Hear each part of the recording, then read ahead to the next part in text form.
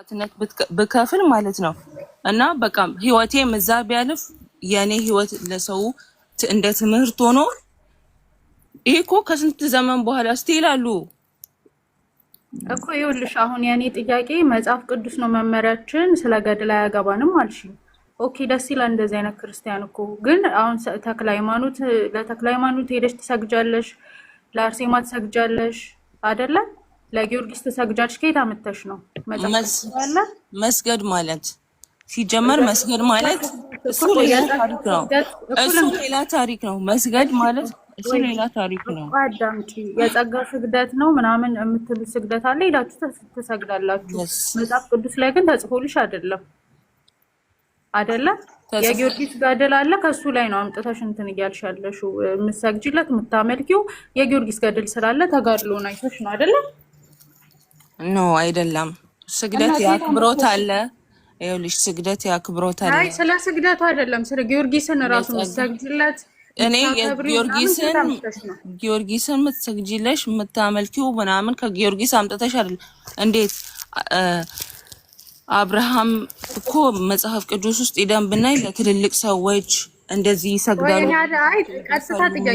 አክብሮታቸው ማለት ነው። እኛ ከመጽሐፍ ቅዱስ ነው። ምንድነው ከጊዮርጊስ ምናምን? መጽሐፍ ቅዱስ ላይ ስለ ጊዮርጊስ የተጻፈ አንድ ቃል አምጪልኝ።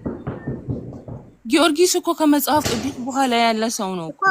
እንዲከይተም ይሁን ከመጽሐፍ ቅዱስ ላይ የሌለ ነገር አላምንም። ገድል ድርሳን አያገባንም ማለት የማያገባሽ ከሆነ ጻድቃን አባቶች እያልሽ ለአርሴማ የምትሰግጂው፣ ለጊዮርጊስ፣ ለተክለ ሃይማኖት፣ ለሚካኤል ብላ የምትሰግጂው ከገድላትና ከድርሳናት ነው እነሱ የምታገኙ። ገባሽ? ከሌላ ኬትም አታገኙም። ስለዚህ ያገባሻል። ስለ ገድልም ስለ ድርሳንም አንድ ፔጅ ማትቀበይ ከሆነ ኦርቶዶክስ አይደለሽም።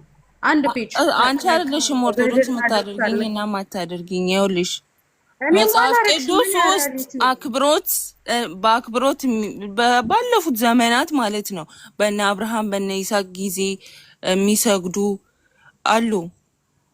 ሰዎችን አይተው ተደፉ ምናምን የሚል አለ እና ከዛ ወስደን ነው የምናመልከው የምንሰግደው እንጂ ገድልና ድርሳንን አይደለም ተከትለን የምንሰግደው። ገድልና ድርሳን እኮ የአንድ ሰው የተጋደለበት የተጋድሎ ህይወቱ ነው እኮ ነው የተጻፈው። የሚገርም እኮ ነው።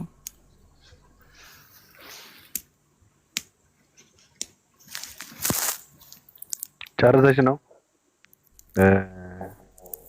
ሊዱ?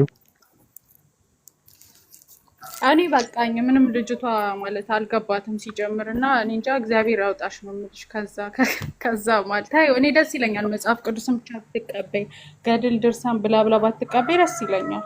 እኔ ፐርሰናሊ አንብቢ፣ ለማንኛውም ሂድባት እንጂ እኔ ከቀጠልኩኝ ታለቅሻለሽ። ልቅረብሽ። ምንድን ነው ማለቅሰው?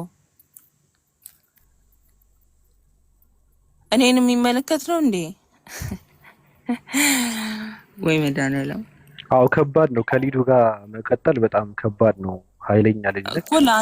ለአንተ ነው የሚከብደው። እኔ ምን አገባኝ? ለአንቺ እኔማ አልከተልም። እዚህ ጋር ይኸው ሁሌ ማለት ነው ስቲል አሁን ትሳደባለች። ናችሁ በዚህ ወታችሁ በዚህ ገብታችሁ ምናምን ስትል እንደገና ይሄን ሳነበው በቃ ወይ ከአንድ ገድል ላይ ወስዶ እንደዚህ ለጥፎ አልኩኝ። እኔ ማለት በእውነት አንተ በጣም ብዙ አይነት አስነዋሪ ጉዶች እኮ አሉ። ግን ምንድነው ኑ ንሰግድ ወንገነ ኢላቲ ለመድኃኒተ ማርያም ድንግል ለዘገብረት ብርሃነ አበይት ባሕቲታት የሚል ጉድ ተሸክማችሁ ሰማይና ምድርን ብቻዋን ለፈጠረች አዎ ሚል ጉር ተሸከማችሁ ሚል ምን? አዎ እነማን ናቸው የተሸከሙት?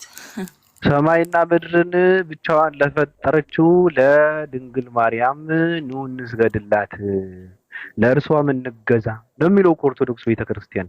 ሌላ ታምራ ማርያም እና ሰማይና ምድርን ብቻዋ ፈጥራ ነው ድንግል ማርያም እኮ አምጣ እስቲ ሰማይና ምድርን የፈጠረችው ድንግል ማርያም ናት የሚል መጽሐፍ ቅዱስ ላይ አንዳንድ ሰው አጋኖ ምናምን ሊጽፍ ይችላል። በራሱ አመለካከት አጋኖ ማለት ነው እኮ። እኔ መጽሐፍ ቅዱስ አላልኩ እኮ መጽሐፍ ቅዱስ ላይ አለ አልኩኝ። ስለ የክርስቲያን መመሪያው መጽሐፍ ቅዱስ ነው በዋናኛነት ማለት ነው። ከመጽሐፍ ቅዱስ ውስጥ አታመጣም። የሆነ በቃ ትፈልግና የሚደብር ነገር አምጥተህ እንደዚህ በሰውታችሁ በመጀመሪያ ኦርቶዶክስ ቤተክርስቲያን እህት ያትና ልጅ ግድ የለም ስላላገባሽ በጣም ከባድ። አይ አንዱን አግብተሽ መውለድ አለብሽ። አንዱን ወግነ አግብተሽ አንዱን መወገን አይደለም ይሄ መወገን አይደለም። የምር ነው በጣም አንዱ ይሄ በልግና ስለሆነ መቃወም አለባችሁ ነው። ማዛይ እንደዚህ አይነት አስነዋሪ ሰው እንደዚህ አይነት ባለጌ ሰው እናቴ ጋር 10 ጊዜ ተገናኝቼ ጀነራል እናስገባ አይደለም ምን አገባኝ? እሺ ምን አገባኝ? እኔ አሁን ሰምቼው ማይቼው ለምን ተጻፈ እኮ ነው ስንክሳር ዘወርሃ ሰኔ ላይ ቁጭ ብሎ ያለው እንደዚህ አይነት ተረትና ትርክት እንደዚህ አይነት አስነዋሪ ድርጊት ለምንድን ነው የተጻፈው ብሎ ሰው ሲጠይቅ ከራሱ እኮ ነው ያመጣው። ለምንድን ነው እኛ እኮ አይመለከተንም ይሄ እኮ ራሱ ነው የሚገልጸው ይላል አንድ ሰው ነው። ከራስህ ነው አይደለም ከመጽሐፉ ነው አይደል ያመጣው? ምኑን ይሄን ከገድል የስ እኮ ለምን ተጻፈ እህቴ? እኔ ጥያቄ ምንድነው አሁን እንደዚህ አይነት ነገር አለ ገባሽ? መጨረሻው ይሄ ሰው ጻድቅ ከባን ስለተጻፈ ምን ከክርስትና የሚያወጣን ነገር እኮ የለም። መጽሐፈ ሰይፈ ሥላሴ ስሚ መጽሐፈ ሰይፈ ሥላሴ ትሄዳለህ መጽሐፈ ሥላሴ ትሄዳለህ ዘወርሃ ሰኔ እኮ ልንገርሽ መጽሐፍ ቅዱስ ላይ እኮ የለህም እኮ ልንገርሽ መጽሐፍ ቅዱስ ውስጥ አለው የለውም ግድ የለሽም። ማን ነው መጽሐፍ ቅዱስ ውስጥ ያለው ግድ የለሽም እናወራለን። ግን መጽሐፈ ሰይፈ ሥላሴ ውስጥ ምንድነው የሚለው? አንድም ሰው ኦርቶዶክስ ምንድነው ድርሳናትን አልቀበልም ማለት አይችልም። ድርሳናትም ከመጽሐፍ ቅዱስ እኩል ናቸው ነው የሚለው። ይሄ ደግሞ ኦርቶዶክስ ቤተክርስቲያን ታምንበታለች። አንቺ ከየት መጥተሽ ነው ድርሳናትን አልቀበልም ግን እንዴ? እየነገርኩሽ እኮ ነው። ቤተክርስቲያኗ እንደዛ ብላ ነው የምታዘው እያልኩሽ እኮ ነው። ቤተክርስቲያኗ መጽሐፍ ቅዱስ ስለ ገድል እና ስለ ድርሳን ያወራል። እኔ ምንድነው መጽሐፍ ቅዱስ እዛ ጋር ልትደበቂ ነው? መጽሐፍ ቅዱስ ግድ የለም መደበቅ የለም። መጀመሪያ እነዚህ መጽሐፍትን አልቀበልም ብለሽ አባቶችን ስትቃወሚ ነው መጽሐፍ ቅዱስን ራሱ መጽሐፍ ቅዱስ ጋር መምጣት የምትችይው ምንድነው? አባቶችን ስትቃወሚ ይሄ ነገር ትክክል አይደለም፣ ይሄ ነገር አንማርበትም፣ ይሄ ነገር መጥፎ ነገር ነው፣ ይሄ ነገር ብልግና ነው ብለሽ አባቶችን መውቀስ ጀምሪ ነው። እኛ ይሄን ሁሉ ጊዜ እየተመላለስን ይሄ ነገር አንብበነው ሰምተነው አናቅም አልኩህ እኮ አንብበውልንም አያውቁም። በቅዳሴ ሰዓትም መጽሐፍ ውስጥ የለም ምን የገድል መጽሐፍ ውስጥ አለ ተምረነው አናቅም። ለህዝቡ ተነቦ አለ ምን አገባኝ እኔ ኖራ አያችሁ አፍራነው ባለፈው አንድ ልጅ የታለ መጽሐፉን የጋለ ምናምን ብሎ ነበራችሁ አወጣው ስንከፍተው ቁጭ ብለዋል። ከዛ አንደበቱ ነው የተዘጋው ልጅ ምንም ማለት አልቻለም። ለአንተ ነው አንደበቴ የተዘጋው ለራሱ ነው። አንድ ሰው እናቱ ጋር 10 ጊዜ ሴክስ አድርጎ ስትወልድም ልጁ መርዝን አጠጥቶ ሆዷ ላይ ያለ የገደለ አንድ አረመኔ ሰው ለምንድን ነው የተጻፈው ነው? ለምን ተጻፈ? ምን እንማርበት ነው? እንደዚህ አይነት ጉድ ተሸክሞ ሰው ለምን ዝም ይላል? ለምን አይጠይቅም? ለምን አይቃወምም? ለምን መቃጠል አለበት አይልም? አያስፈልግም ለምን አይልም? ብልግና ነው ለምን አይልም? ለምን አይጠይቅም? ወጣቱ አንብበሽ ከሆነ ለምን አላነበብሽም? አንብበሽ ከሆነ ለምን አትጠይቂም ነው። አልቀበልም ከማለት አባቶችን ትክክል አይደለም፣ እንደዚህ አይነት ድርጊት መጥፎ ነው፣ ብልግና ነው፣ ሶዶማዊነት ነው ለምን አትይም? ለምን አትይም? አባቶችን እኔ መጀመሪያ መጽሐፍ ቅዱሴን አንብቤ ልጨርሳ። ምንድነው መጽሐፍ ቅዱስን አንብቤ ልጨርስ ማለት? እኔ ስለዚህ ምን አገባኝ? ለምንድነው የማያገባሽ? ይሄ ማን የጻፈው ነው እኮ ጥያቄ። በማን ነው የምትመሪው አንቺ? በማን ነው የምትመሪው? ምንድነው የምትመሪው? በአንተ መሪው ምናምን ማለት መጽሐፍ ቅዱስ ራሱ መጽሐፍ ቅዱስ እንዴት ነው የምትረጂው? እንደ አንድ የሃይማኖት መመሪያ እኮ ገባኝ እኮ። ግን በማን ትርጉም ነው የምትረጂው? መጽሐፍ ቅዱስ ማን ሲተረጉምልሽ ነው? አማርኛ አለው እኮ እና አማርኛ ማንበብ እችላለሁ። ከዛን ራሴ ይገባል። እንደዛ የሚባል ነገር የለም። ኦርቶዶክስ ሆነሽ አንድምታን ሳትገልጪ መጽሐፍ ቅዱስን እረዳለሁ ካልሽ አንቺ ውሸታም ነሽ። የለም አንቺ ውሸታም ነሽ። አንቺ እንደዚህ አንቺ ትግጃለሽ። አባቶችን ጋር ሄደሽ ሳትጠይቂ አባቶችን ጋር ሄደሽ ሳትጠይቂ መጽሐፍ ቅዱስ ራሴን አንብቤ ራሴን ነው የምረዳው፣ ራሴን በተረዳው ትክክል ነው ብለሽ ልትይ አትችይም። አንድምታ አለው። አንድምታን የጻፉት ደግሞ የሃይማኖት አባቶች ናቸው። እንዴት አልቀበልም ትያለሽ ነው? የሃይማኖት አባቶች መች ነው የጻፉት? አንድምታ ታውቂያለሽ? አላቅም። አንድምታን አታውቂም? ምንድነው? እኔ አሁን እያነበብኩ ነው። እሺ መጽሐፍ ቅዱስ ግን እኔ ይሄን ያህል ለመረዳትም ከብዶኝ ሰው ነው ወይስ በሌላ ትርጉም ተረጉሙ? እኔ አሳዘንሽኝ። አሁን ዝም ብዬ ቀለል ያልኩኝ አንተ ደግሞ ለራስህ ዘን ችግር ነው። ግድ የለሽም። እኔ ምንድነው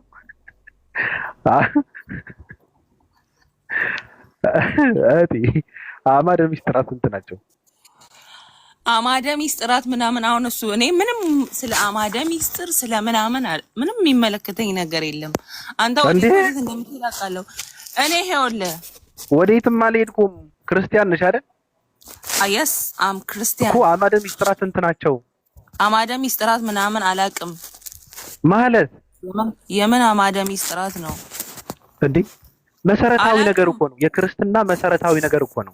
አቤት የክርስትና መሰረታዊ ነገር በቃ የክርስትና መሰረታዊ ነገር ክርስቲያን መሆን ነው። ምንድነው የክርስቲያን ምንም የምትማሟላት ያለበት ክርስቲያን የሚሆነው ሰው በምንድነው ክርስቲያን የሚሆነው ሰው? ወይኔ በሰውነቱ ማለት በሰውነቱማ በሃይም በሰው ነው። yes አታውቂውም? ምንም ሰው ነው። አይሁድም ሰው ነው። አይሁድም ሰው ነው፣ በሰውነቱ አይደለም። አንድ ሰው ክርስቲያን የሚሆነው በምንድን ነው? ምንድነው በሰውነቱ ማለት? በሰውነትማ ሁሉም ሰው ነው። በመጠመቅ እንዴ እኮ መሰረታዊ ነገር የክርስትና ምንድነው? መጠመቅ ምንድነው? መጠመቅ ምንድነው ማለት? ክርስትና ማለት እኮ ሚስጥራት ጥምቀት ማለት እኮ ከአማደ ሚስጥራት አንዱ ነው። ስለዚህ አማደ ሚስጥራት ስንት ናቸው? ምን ናቸው? አንድ ሰው ክርስቲያን ነኝ ካለ የክርስትና መሰረታዊ ነገር አለው። መሰረታዊ ነገሩ ምንድነው? በመጠመቅ ስትይ ሚስጥረ ጥምቀት ደግሞ ከአማደ ሚስጥራት አንዱ ነው። ስለዚህ አማደ ሚስጥራት ስንት ናቸው? ምን ናቸው ነው። በመጠመቅ ብቻ አይደለም። ስንት ናቸው? አመሰግናለሁ እህቴ። ለምኑ ነው? አይ ምንድነው? አይ መድከም ስለሌለብኝ ስለቀጨሽው ነው። ምክንያቱም መድከም አልነበረብንም። ሰው አላቅም ካለ እኔ ምንም አልልም። አቡነ ዘበሰማያት ታውቂዋለሽ? ጸሎት ታድርጊያለሽ ምናምን? እስኪ በይ። ለምንድን ነው የምልልህ? አቡነ ዘበሰማያት በግዕዝ አባታችን ሆይ በአማርኛ ነው። በግዕዝ ነው የምትችይው? በአማርኛ? በሁለቱም። እሺ በግዕዝ በይ። ለምን?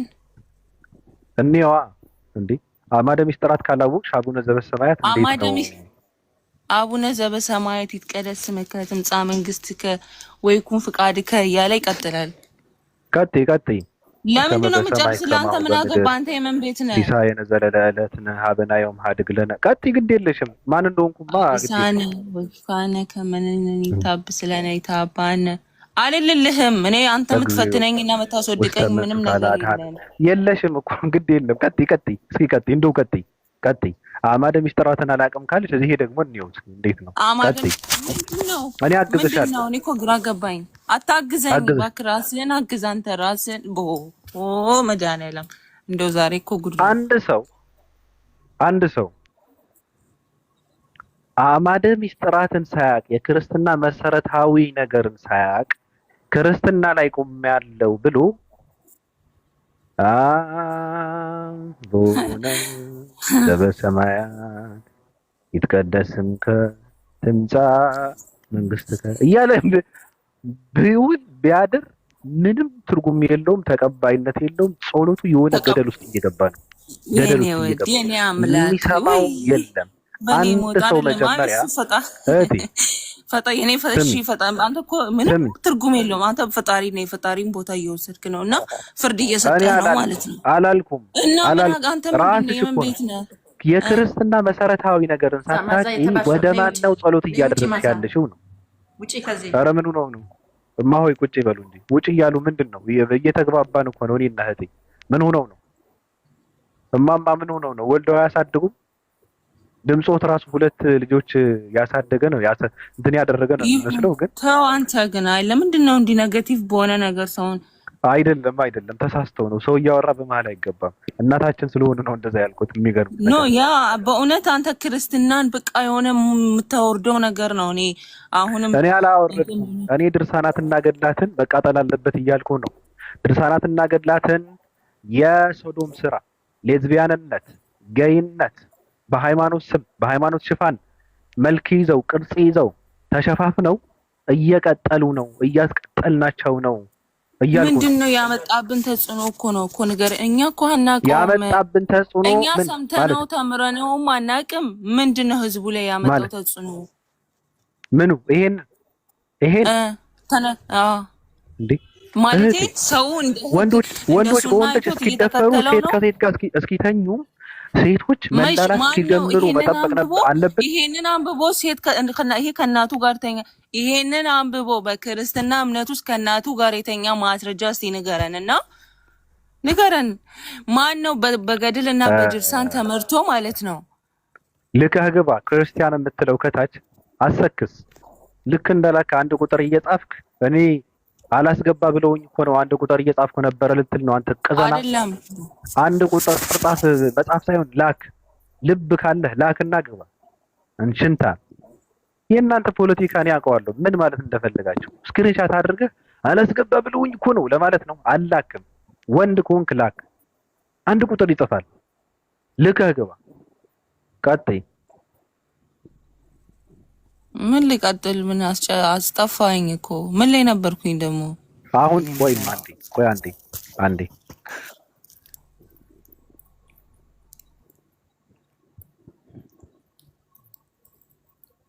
ማሉን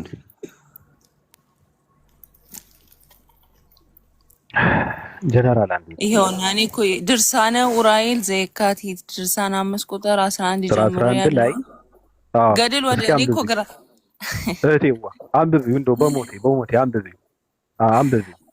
እሺ ምን ተጽዕኖ ይፈጥራል ስላለሽ ነው። እስኪ አንብቢው በሞቴ። ኖ ምን ተጽዕኖ ይፈጥራል አይደለም። ሲጀመር ይሄንን እኮ ነው አንብቤው ነው። ይሄ በቃ ምንም ልክ አይደለም። እኔ እንጃ በምን አይነት ነገር እንደተጻፈ ብዬ ላልፈው የምችለው እንጂ ይሄንን እኔ የምመራበት አይነት ነገር አይደለም። እንዴት አንድ ሰው ድርሳነ ኡራኤል አልቀበልም ላክ። ስልጣን ያላችሁ ሰዎች ከላከ አስገቡት። ልክ ያለው አንድ ቁጥር ይጽፋል። ባቢ አይገባም። አውቀዋለሁ። ዝም ብለህ ቀጥል። ሽንታም ነው። እኔ አውቃቸዋለሁ። አዎ ስራቸውን አውቃለሁ። ፖለቲካ እንትን ለማድረግ እዛ ጋር ሄደው እንደዚህ እኮ ነበረ በቃ እንደዚህ እኮ እኔ እኮ ምናምን ለመባል ነው። እኔ አውቃቸዋለሁ። እያንዳንዱ ሰው የወዳሄ ዘክርስቶስ ብሎ እፎይ ከታች ቁጭ ብሎ ያዳምጣል። በቀን ከ16 ጊዜ በላይ እየገባ እየወጣ ነው የሚያዳምጠው። እፎይ ራሱ ይገባል ይወጣል። የወዳሄ ዘክርስቶስ የሚል ፌክ አካውንት አለው። ይሄን ግድ የለም። እንዴት አወቅ አንተ ፌክ አካውንት እንዳለው? እንዴት አወቅ?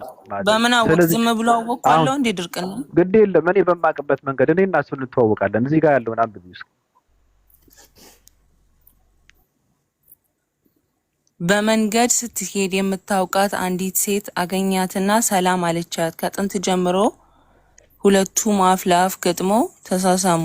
ያን ጊዜ በመንገድ ያገኘቻት ሴትዮ የጸነሰች ስለነበረች በሚሳሳሙበት ጊዜ ጸነሰች። ሴት ምራቅ ባል ጸነሰች። ሴት አፍ ገባና ወንድ ሳትነግረኝ በዚሁ ብቻ ጸነሰች። ሳትነግረኝ አይደለም ሳትገናኝ ነው። ሳትነግረኝ አይደለም ሳትገናኝ። ኦኬ አዎ። ይሄ እንዴት ታያለሽ? አንቺ ውስጥ ምን ማለት እንዴት? እኔ አላነበውም አልኩህ እኮ አላነበውም። ሲጀመር ከፍቼም አላየውም። ድርሳነ ኡራኤል አላነበውምም እኮ። ድርሳነ ኡራኤል ነው ከፍተሽ የማታዩ? አዎ ምን አገባኝ እኔ ስለ ድርሳነ ኡራኤል። አያስፈልግም። ድርሳን ማለት ምን ማለት ነው? አያስፈልግም። ቆይ እኔ ላጨብጭብ ነው። አያስፈልግም። አንተ ምንድነው አንተ ምንም እንድታጨበጭብልኝ ምናምን አይደለም እኮ አያስፈልግም ወይ? ይሄን ስማ፣ ይኸውልህ አንተ ነህ ጎርግ ላይ አመጣኸው እንጂ ማለት ነው። እኔ ከየትኛውም የሃይማኖት አባት ቤተክርስቲያን የቅዳሴ ስነ ስርዓት አለ፣ የትምህርት ስነ ስርዓት አለ። እኛ ስንሄድ ለመንገድ ሲሄዱ በሚታቃትና በሚታቃት ምናምን ተብሎ ተጽፎ የተነበበልን ነገር የለም። ማዛ እንደ ያትበይ ኦርቶዶክስ ከሆንሽ ከኦርቶዶክሳውያን ጋር እንደምታዩ ተይ ምንም አይባልም። አንድ ኦርቶዶክስ በድርሳኔ ኡራኤል አልቀበልም ብሎ ይሄንን የጻፈው ይኸውልህ ከስንት ከህግጋት ከመጽሐፍ ቅዱስ በኋላ አንድ ሰው የመሰለውን በቃ ወይ እኮ የሆነ ፓርቱ ትክክል ነው በቤተ ክርስቲያን ውስጥ የሆነ ተወዳጅነት ያለው ሰው በቃ ይሄ ለትውልድ እየጻፈ አለ ብሎ እየጻፈ የሆነ ነገር የጨመረበት ነው። ስለዚህ እኔ ይሄንን እንደ ሰውኛ እኔ አልስማማበትም። የኔ ወንድም ታንኪዩ። በቃ እዛ ጋር ቆም። አመሰግናለሁ። በጣም ነው የማመሰግነው። ወድሻለሁ፣ አከብርሻለሁ። ምንም አታመስግነኝ፣ ችግር የለውም። ቆይ ዝም ብለሽ እኔ ላንቺ አይደለም የማመሰግነው። ቆይ እኔ እየነገርኩሽ አልቀበልም ካልሽ ስሚ፣ አልቀበልም ካልሽ ማውራት ያለብሽ ከአባ ማቲያስ ጋር ነው። ማውራት ያለብሽ ከአባ አብርሃም ጋር ነው። ማውራት ያለብሽ ከነሱ ጋር ከሃይማኖት አባቶች ጋር እንጂ ከኔ ጋር አይደለም። ዋናው ነገርን የምፈልገው ሰው እያወራ ለምንድን ነው በማለት ትገብ ሰላም አለች። እስቲ ሰላም ነው ገና እየገባች ነው። ሰላም ለቤቷ ትክክል አይደለም። ሰላም ለእናንተ ይሁን ይላል ክርስቶስ። ተረጋጊ። አንቺ ደግሞ መድረክ መሪ ሆነች እንዴ? ምንድን ነው? ክፍል 2ቱን አንብብልኝ ዝቅ ብለህ ከዛ ከነ የኛ ኦርቶዶክስ። ቆይ ተረጋጊ፣ ሀሳቤን ልጨርስ። ታወሪያለሽ። ጨርሳለች። ምክንያቱም እሷ ስላላየች እኔ እኮ ነኝ እያወራሁ ያለሁት። በሰልፍ ነው አሉ በተራው። እኔ እኮ እያወራሁ እኮ ነው። ትክክል አይደለም። መድረክ የሚመራ ሰው ሲያወራ ታዳሚው ማዳመጥ አለበት። አዳምጬ ነው የገባሁት። ስላልገባት ክፍለኛው እሷ አልቀበልም ነው ስላልገባት አይደለም፣ አልቀበልም ነው እያለች ያለችው። እንደዚህ አይነት እኔ መጽሐፍ ቅዱስ እንጂ ድርሳናትና ገድላትም አልቀበልም ነው ያለችው። ስለሱ ሐሳብ አልቀበልም ስለማለት ነው አልስማማበትም። እኔ ምንም ስልህ እኔ አሁንም ገድል እና ድርሳናት ላይ ምንም ያንተን የሚያስብለኝ ነገር የለም። ግን ማለት ነው እኔ ገድል እና ድርሳን ስለተጻፈ እንደዚህ ስላለ እኔ ከሃይማኖቱ ላይ የሚያስጠቁመኝ ነገር የለም። ከሃይማኖቱም እንዲወጣ የሚያደርገኝ በዚህ ጽሁፍ ሃይማኖቱ ተከታይ ነኝ። ቆይ ተስማሚያለሽ? በዚህ ጽሁፍ ይሄን ጽሁፍ ታምኝበታለሽ? የትኛውን ጾም? ይሄ እዚህ ጋር ሁለት ሴቶች አፍ ለአፍ ገጥመው ተሳስመው በምራቅ አንድ ሴት በአፏ ገብቶ ማህፀኗ ውስጥ ገብቶ ወንድ ልጅ ተወለደ የሚለው ታምኝበታለሽ? አላምንበትም። አመሰግናለሁ። በቃ አሁን ናታን ያው አይደለሁም እኔ ማንም አያምንበትም። ማንም አስረዳኝ። እቀበለዋለሁ የሚል ሰው አለ። ቆይ አንብባ አለው እኮ ለምን ሙሉን አታነብም? ለምን ቆርጠ ካወጣከው? እሺ ሙሉን አድርግልኝ። አንቺ አንብቢ። ሙሉን ለምን አንተ ጋር እንዴ ቆርጠህ መጣህ? አንተ ነው ሙሉን አንብብልን። ከዛ መልሱ ላይ ስላለ እኮ ነው። ምንም መልስ የለውም። ልጁ ተወለደ አልተወለደ? እንዴት መልስ የሌለው? ኦርቶዶክስ አላንተ ማለት ነው። ልጁ ተወለደ አልተወለደ? ገድላት ማለት ምን ማለት ነው? ትርጉሙን ትነግረኛለህ? ልጁ ተወለደ። ይሄ ገድላት አይደለም። ቆይ ስጀምር ይሄ ድርሳን እንጂ ገድላት ውስጥ የለም። ቆይ እኔ እየጠየቅኩ እሺ ሙሉን አድርግ። በመጀመሪያ ድርሳናትና ገድላት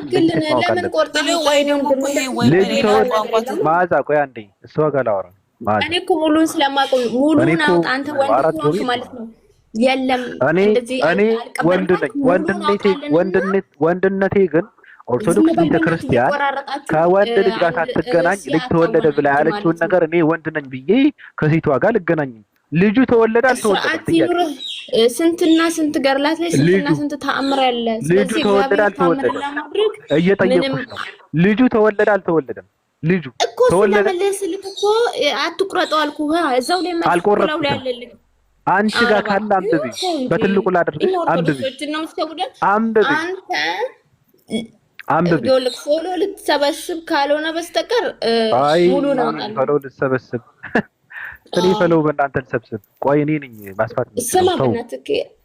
እኔ ፎሎ ስሚ፣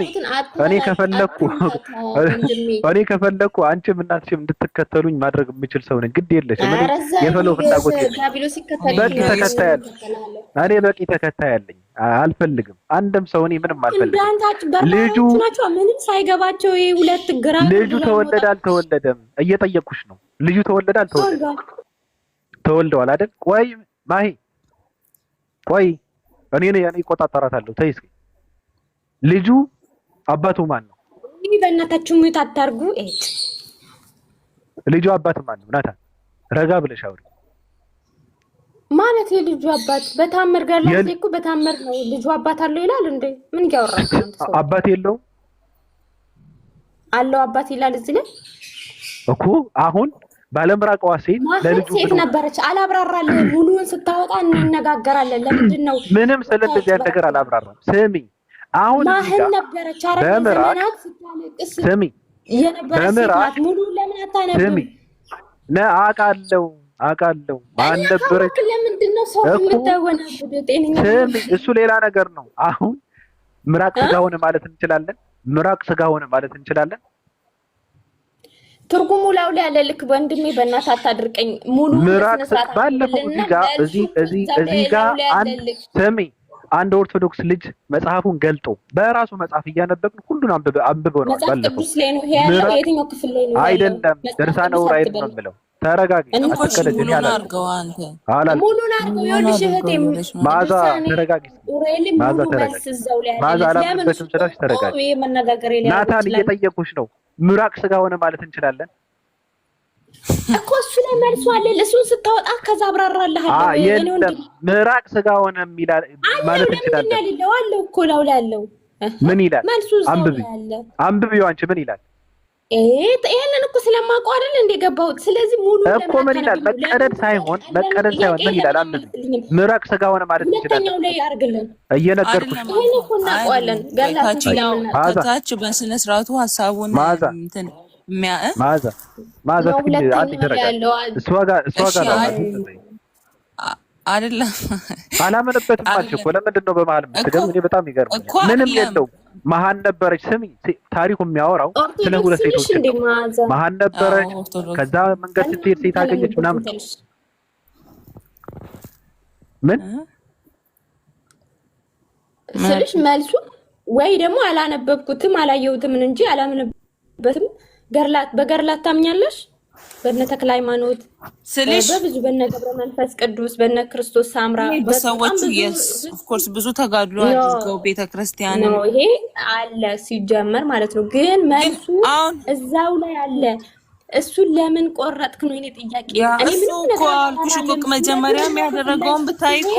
መጀመሪያ ያደረገውን ብታይ የሆነ በቃ ከአባቴ ጋር እንደዚህ ወራረዱ ቃላትና መጀመሪያ ማንበብ አለባችሁ። አልቀበልም አላቆም ከማለት ያደረገው እዛው ላይ እስከነ ትርጉሙ ይልሽ። ኦርቶዶክስ አንድ ነገር ስትጽፍ አለ ትርጉም ጽፋለን አታውቅም አይደል? አለ መልስ አስቀምጣ አታውቅም። ወይኔ ሞት በጣም ብዙ ከዚህ በለጠ እኮ ብዙ በጣም አስገራሚ ተአምራች አሉ። ማህበይ ታር እየተግባቡ በመጀመሪያ አንተ እምነትክ ምንድን ነው? እየተግባቡ ነው። አንዷ በድርሳናት አታምንም፣ አንዷ ግን ታምናለች። እየተግባቡ አንተ እምነትክ ምንድን ነው? መጀመሪያ አንተ ንገረንና እየጠየቅኩሽ ነው። መልስልኝ። ያንተ እምነት ምንም እምነት ፈጣሪ የማያውቅ ሰው ጋር ነው ለአንተ ለማብራራለሁ። ስንክሳር ውስጥ አለ እህት አለም ናታን እየነገርኩህ ነው። ይሄ ስንክሳር ውስጥ አለ አጣህበት ላይ አለው ድርሳኔ ገርላቶች ላይ አለው አለ። ለምንድን ነው ይሄ ሰው እየጠየቅኩ ነው? ቆይ እናግባ እየጠየቅኩ ነው። ለምንድን ነው ይሄ ወንድ ልጅ ለምንድን ነው እናቱ ጋር 10 ጊዜ ተገናኝቶ በመርዝ የገደለው? ልጁ ወንድሙና ልጁን ይሄ ሰው ወንድሙንና ልጁን ገድሏል። ይሄ ሰው ለመጀመሪያ ተረጋጋ። አባትህ እየተከራየልህ ቤት አልገባም። ተረጋጋ ብያለሁ። ከኔ ጋር እንቀጥል። ተረጋጋ ብያለሁ እኮ አንተ። ቆይ እመጣልሃለሁ። ለቀሚት አድርጌታለሁ። መብቴ እኮ ነው የኔን ለሱ ለምን ታወርዳለህ? ትፈራላችሁ። እኔ ቅስና ልጅ ፈልግ ማንበብ የምትችለው ቅድም ባነሳ ርዕስ ላይ ብቻ ነው። ሌሎቹ ሲመጡ ሌላውን ትጠይቃለህ እንዴ? እዚሁ ቁጭ ብለህ ዘምዘም ትረግጣለህ እንዴ? ቆይ ሁለቱም ተመሳሳይ ነው። እዛ ጋር ቆይ ተመሳሳይ እዚህ ማዘማት ገጥ የመጀመሪያውን አምጣ። የመጀመሪያውን አሁን ለምንድን ነው አንቺ ምን ተቀበሉ ሚታድርግ ይበናት ምን አባቷ ነው እንደዚህ የሚያደርጋት? ካሳከከሽ ወደዛ ሄደሽ ነው ማከክ ያለብሽ። ሚታድርግ ይታባቷ ሚታድርግ አንቺ ቀዛና ምን ትመስላለች? ወጂ ነኝ ይታባት ቆሻሻ ሂጂ ይታባቷች ቱቦ ምናምን ነገር ዋይ ጉሽጉሽ ይኸውልህ፣ ስድብ የመሀይሞች ዲግሪ ነው ይላል። ስድብ በስድብ አትመናት። ስድብ የመሀይሞች ዲግሪያቸው ነው። አባታችሁ የተከራየላችሁ ቤት እኮ አልገባችሁም። እኔ ሀሳባችሁ እንድትሰጡ ነው። ሚዲያው ነፃ ሚዲያ ስለሆነ ነው። እንደፈለጋችሁ እንድትፈስቡበት አይደለም። ምንም የምታውቁት ነገር የለም። በመጀመሪያ በሰው ልጅ አፈጣጠር በመጀመሪያ ከሁለት ሴቶች ነው የተወለደ በኦርቶዶክስ ቤተክርስቲያን ብቻ ነው ያለው። አባቱም እናቱም ሴት የሆነ ሰው በኦርቶዶክስ ቤተክርስቲያን ብቻ ነው ያለው። በኦርቶዶክስ ቤተክርስቲያንም ልጁም ወንድሙም የሆነ ሰው ያለው በኦርቶዶክስ ቤተክርስቲያን ብቻ ነው። ምን ልታመጡ ነው? ልጁም ወንድሙም በቃ ልጁ ነው ወንድሙም ነው። ይሄ ታሪክ የተጻፈው ለምንድን ነው ብሎ ሲል ና ክርስቲያን ና ግባ፣ ትፈራላችሁ፣ ና ግባ፣ ግባ ላክ። አስባችሁታል? ወንድሙ ነው፣ ምክንያቱ የወለደው ከእናቱ ነው፣ ልጁም ነው። ይሄ ያለው በኦርቶዶክስ ቤተክርስቲያን ነው። አባቱ ሴት የሆነው ያለው በኦርቶዶክስ ቤተክርስቲያን ነው። አባቱ ሴት አባዬ ይላታል ሲፈልግ፣ እዛ ጋር ደግሞ እናቴ ይላታል። ይሄ ያለው ከሁለት ሴቶች እንዴት ነው?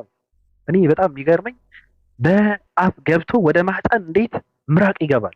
ጥያቄ ነው። እንዴት ምራቅ በአፍ ወደ ማህፀን ይገባል?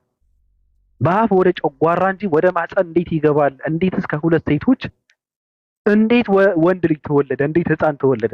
መሀን ነበረች፣ ከዛ አንድ ሴት አገኘች፣ ከዛ ተሳሳሙ፣ ምናምን ተደራረጉ፣ ምራቅ ገባ። በምኗ ነው የገባው? በአፍስ እንዴት ይገባል? እንዴት በአፍ ወደ ማህፀን ይገባል ነው ጥያቄ እኮ ነው። እዚህ ጋር ደግሞ ቃል ስጋ ሆነ እንደሚባለው ምራቅ ስጋ ሆነ ማለት ይቻላል። ምራቅ ስጋ ሆነ። ባለፈው ልጁ ገብተን መጽሐፉን ገልጦ ስናየው ምራቅ ስጋ ሆነ ማለት እንችላለን አለ። ኦርቶዶክስ ነው ልጁ። ምራቅ ስጋ ሆነ ማለት እንችላለን አለ። በቃ አይቃወምም። ምክንያቱም ምራቅ ነው ስጋ የሆነው፣ ምራቅ ነው ሰው የሆነው፣ ምራቅ ነው የተወለደው። አባቱም ሴትየዋ ናት። እዚህ ጋር ደግሞ የድርጊት የክፋት የብልግና የእርኩስነት የሰይጣንነት የዲያብሎስነት መገለጫ የሆነ አንድ ሰውነቱ ጋር ተገናኘ። ከዛ ደግሞ በስራይ ልጁና ወንድሙን ገደለ የሚል ያለው ኦርቶዶክስ ቤተክርስቲያን መጽሐፍት ውስጥ ነው። ለምንድን ነው የተጻፈው? ጥያቄ ነው። መልስ ካለ መልሱ። ለምን ስንል በቃ መልሱ ምንድነው? ለፊደል ነው። በቃ ሌላ ምንም መልስ የለም። ምንም የምትመልሱት ነገር የለም። ሰው ሲጨንቀው እንደ መዓዛ እኔ አላምንበትም ይላል። እኔ አይመለከተኝም፣ እኔ የምከተለው መጽሐፍ ቅዱስ ነው ይላል ሰው። ስለዚህ እንደዛ ከሆነ መቃወም አለባችሁ ነው እያልን ያለ ነው። እነሱ ከመጽሐፍ ቅዱስ ጋር አያይዘውን ያመጡት ነብይ በነብይነቱ ጻድቅን በጻድቅነቱ አምኖ የተቀበለ የጻድቅን ምንዳ ያገኛል የሚል ቃል አለ በመጽሐፍ ቅዱስ አለ። ኧረ አንተን ይጭነቅህ እንጂ የኔ ወንድም፣ እኔ ምንም የሚጨንቀኝ ነገር የለም። ምንድነው የሚያስጨንቀኝ? ምንም የሚያስጨንቀኝ ነገር የለም። ሲጨንቀው ማንም ሰው ባለፈው ዕለት እንደውም አንድ አፖሎጂ ማለት ነው ምንም ከመጽሐፍ ቅዱስ ጋር እኩል የምንቀበልበት ምክንያት የለም። ገድል እና ድርሳናትን ለህዝበ ክርስቲያኑ ትንሽ ማብራሪያ ሲሰጥ ማለት ነው። ስለዚህ ማነው እሱ? ገድል እና ድርሳናትን ማን ነው እንደዚህ ከመጽሐፍ ቅዱስ እኩል አንቀበልም? ማን ነው? ኦኬ በቃ ምን ማንነቱ ምን ይደል ልታጣር ምን ልታረገው ነው? አይችልም። በመጽሐፈ ሰይፈ ሥላሴ ውስጥ ድርሳናትና ገድላትን ከመጽሐፍ ቅዱስ እኩል ናቸው ነው የሚለው። እነዚህ መጽሐፍት ከመጽሐፍ ቅዱስ እኩል ናቸው ነው የሚለው። ማንንም ሰው እየፈለገ እንደፈለገው ነው ተነስቶ እኔ መቀበል አልችልም አይልም። ኦርቶዶክስ ሆኖ መቀጠል አይችልም። አይቻልም። ከኦርቶዶክስ ብቻ ነው እንደዚህ አይነት ጽሁፍ ለምን ከሐዲስም ከሌላም ሃይማኖት እንደዚህ እንትን ጽፈት እየተነበበውን አንበበ በደንብ ለምን በጣም ብዙ እኮ እንደዚህ እንትን የሚያስብሉ ነገሮች ለምን ሙጥኝ ብለ ኦርቶዶክስ እና ደግሞ አንድ ነገር ልበል እኔ እናወራቸው ማዛ አንዴ ሰላም። ለምንድን ነው ግን ሰው የምትሰድቡት? በስነ ስርዓት ለምን እንደማታወሩ? ቆይ ሰላም ነው ሰላም። እኛ እንዲያለ እኮ ውሸታም አይደለንም። ሱራ 9:31 ነው ውሸታም አይደለንም። ተሳደብን የገባው ሁሉ ነገር መልሳለሁ። የማያውቁትን እያስገባችሁ እየነገርኩህ ነው። እዚህ ጋር እኔ ለምጠይቀህ መልስ አለ። የፈለከውን መወያየት ትችላለህ ከኔ ጋር ከፈለክ። የፈለከውን አይደለም። በዚህ ቆይ የቀደሙ ድርሳነ ዑራኤል ውስጥ ያለው ከሁለት ሴቶች የተወለደው ልጅ እንዴ ፈረጠ፣ በቃ ፈረጠ። ፈሪ ነው፣ ፈሪ ነው። ልብ የለውም፣ ልብ የለውም። ለምን አልጨረሰም? ይረገጥ ነበር። ማን ነው የሚረግጠው? አስቤልህ ነበር አንተ ነው። እንዴት አድርጌ በጥያቄ ነበር አንቄ የምገልህ። በጥያቄ ነው። ማን ክርስቲያን ነው መሰለኝ አስገብኝ ብሎ ነው የገባው። አዋራው እሱ ማን? አዎ ክርስቲያን ነው። ሰላም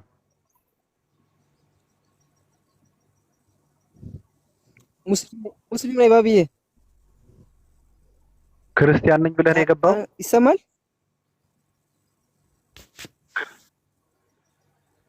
አይደለም ሻሃዳ የሚይዘው አለ በጀነራል ፈይሰል አንድ ጓደኛዬ ነበር። ከዚህ ወይኔ እናቴ ወረደ እምሰማያት ተሰብአ ወተሰገወ እንፈስ ቅዱስ ወማርያም ቅድስት ድንግል ኮነ ብእሴ ወተሰቅለ በእንተአነ በመዋዕለ ጲላጦስ ጴንጠናዊ ሀመ ወሞተ ወተቀብረ ወተንሰ ትላለህ። ጭራሽ ማን ነው ሰውየው? አይሰማም? ሰውየው ማን ነው? ትሰማለህ?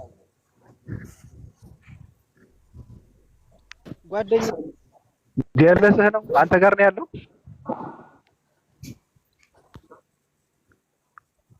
አዎ ሳውዲ ነው ያለ። እኔ ጋር አንድ ጓደኛዬ ነበር እና ለማያስፈልገው ነው። በእውነት ከክርስትና ነው? ከክርስትና ቆይ አንዴ ማዛ ቆይ አንዴ ግድ የለሽ ቆይ አንዴ እስኪ አምጣው ልጁ ማዛ አንዴ ስጠው እስኪ ስልኩን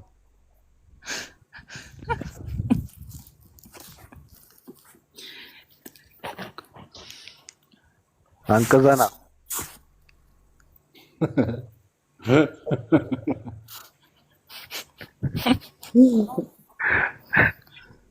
ኔትወርኩ ነው። በነገራችን ላይ ኔትወርኩ ነው። አሁን ምንድነው እኔ አውቃለሁ እንደዚህ የሚደረገው ምንድነው አንዳንዴ ወይ ማዛይ አንዳንዴ ምን ያደርጋሉ መሰላችሁ? ነገሩን ይላሉ አንዳንዴ ነገሩን አስቀይሱት ገብታችሁ ከባድ ነገር እየተካሄደ ስለሆነ እንደምንም ብላችሁ የሚሰልም ሰው የሚከረስስ ሰው አለ ብላችሁ እንደምንም ብላችሁ አጀንዳውን አስቀይሱ እንጂ በጣም ከባድ ነገር ተነስተዋል ተባብለው ይነጋገራሉ። በውስጥ እኔ እኮ አውቃቸዋለሁ። አሰልጣኛ እኔ እኮ ነኝ የማሰልጥናቸው። እኔ በእውነት እኔ እየመከርኩ ለቃቸው ነበር ድሮ። አሁን ነው የተለያየ ነው እንጂ አሰልጣኝ ነበርኩ እኔ። ስራቸውን ጠንቅቄ የማውቅ ሰው ነኝ። ይሄን የስራ ነው የምትሰሩት። እኔ ያለፍኩበትን ስራ ነው የምትሰሩት። አንድ ጥያቄ ልጠይቅና ልውጣ። ስራ አለኝ። እኛም ስራ አለን። ኦኬ ስራማ ይሄ ነው እኮ ማስተማር አይደል እንዴ? ይሄ ራሱ እኮ በረከት ነው። አመሰግናለሁ። እኔ ግን የምጠይቅህ ነገር ምንድነው?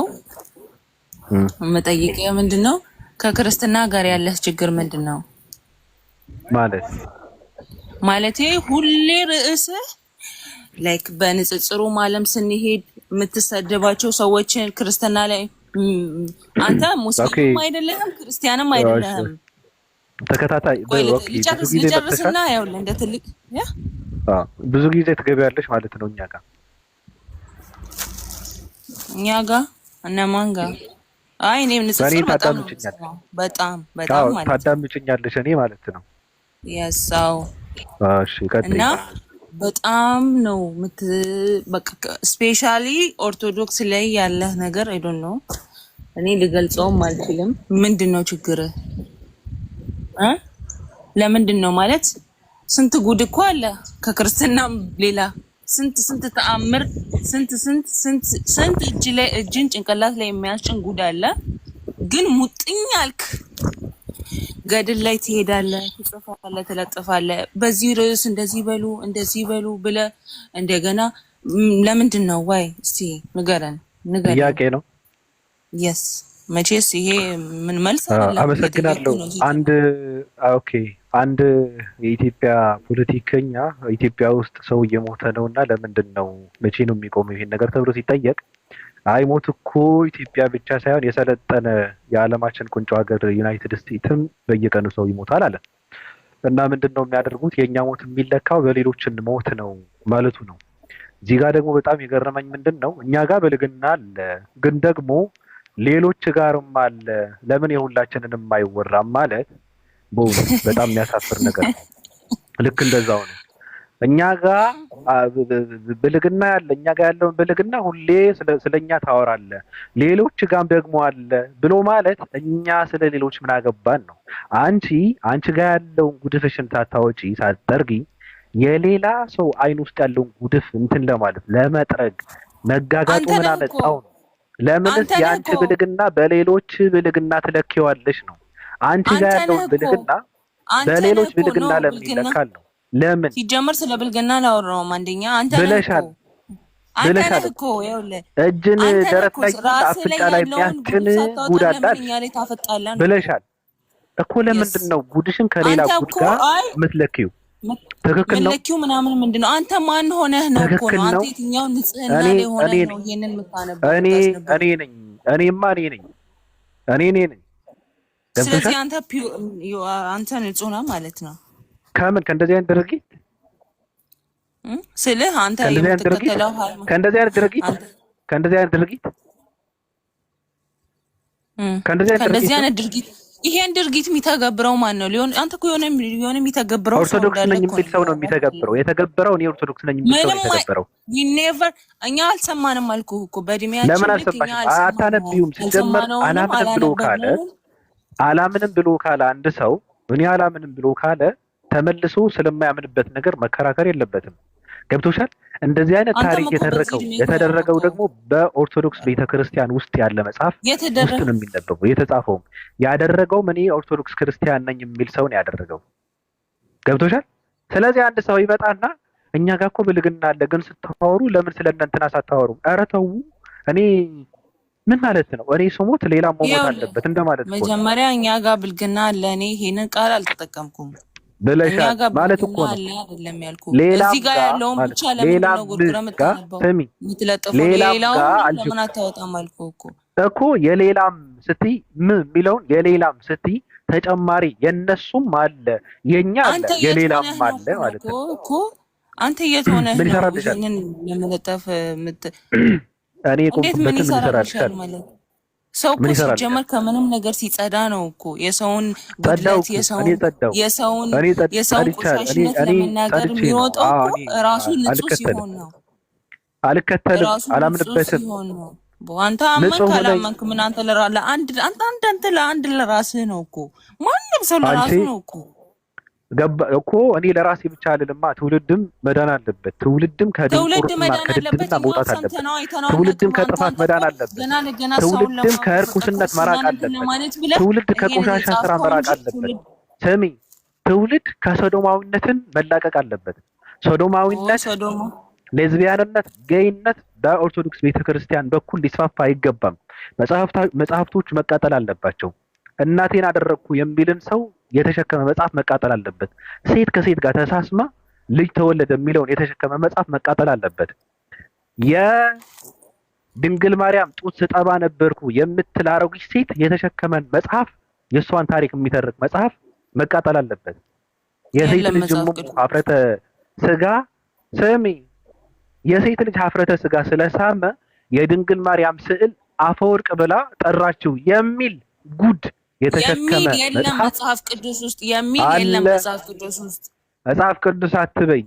እኔ መጽሐፍ ቅዱስ አላልኩም። ወንድ የሆነ መጽሐፍ ቅዱስ ውስጥ ያመጣል። መጽሐፍ ቅዱስ ስላለ ማንም እንትን የተባለውን በቃ እየሮጠ ሂዱ አንብቦችን በቃ እነዚህ ሰዎች መጽሐፍ ቅዱስ ያለው ምንድን ነው? መጽሐፍ ቅዱስ ጻድቅን በጻድቅነቱ አምኖ የተቀበለ የጻድቅን ምንዳ ያገኛል ብሎ ያለው ሰው ማለት ነው። እኔ ጨርሻለሁ። ገርዳሜዎች ከዚህ በላይ አላወራም። እኔ ገርዳሜዎችና ድንች ራሶች ከዚህ በላይ አላወራም። ይበቃሻል። ምን አይነት ቆንዳላ አሮጊ! ምንድን ነው መቃወም ነው ያለብሽ? አልከተልም ብለሽ ካልሽ በቃ አልከተልም፣ አላምንበትም ብለሽ ካመንሽ አላምንበትም ነው። ምን ማለት ነው? ሰው አላምንበትም አልከተለውም ይላልና ተመልሶ ደግሞ ስለሱ ይከራከራል። ውርደት ነው፣ ሀፍረት ነው፣ ብልግና ነው፣ ሰይጣንነት ነው፣ እርኩስነት ነው። መቃጠል አለበት፣ መጥፋት አለበት፣ መቅረት አለበት፣ ትውልድ መዳን አለበት፣ መጽዳት አለበት። ቆሽሸዋል። የሰይጣን አጋፋሪ ነው፣ የዲያብሎስ ደቀ መዝሙር ነው ይሄ ትውልድ። ስለዚህ መጽዳት አለበት፣ መንጻት አለበት እያልኩ ነው። የቱ ጋር ቆመው ነው አንተ እንደዚህ ብለህ የምታወራው ይለኛል። አንተም እንደኛ ነህ ንጹህ አይደለም ለማለት እኮ ነው። እናንተ ጋር እንደዚህ አይነት ውርደት የተሸከመ መጽሐፍት አለ ስትለው እናንተም ጋር እኮ አለ፣ ለምን ስለነሱ አታወራም ይላል። የምርህን ነው። በጣም ነው የሚያሳፍረው። እሺ አንዴ ጀነራል ቆይ ግሩም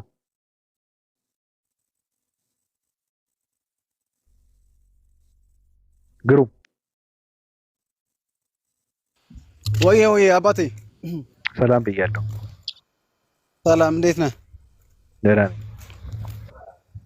አለን እግዚአብሔር ይመስገን። ሰላም ኑር እንዴት ነህ? ሰላም ነው? ረሳኝ ባለፈው ተገናኝተን ነበረ።